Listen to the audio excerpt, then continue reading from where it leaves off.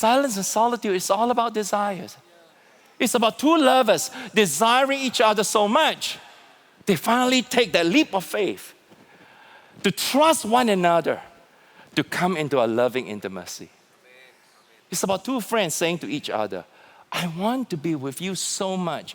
I will rearrange everything so that we can see one another. I promise you this.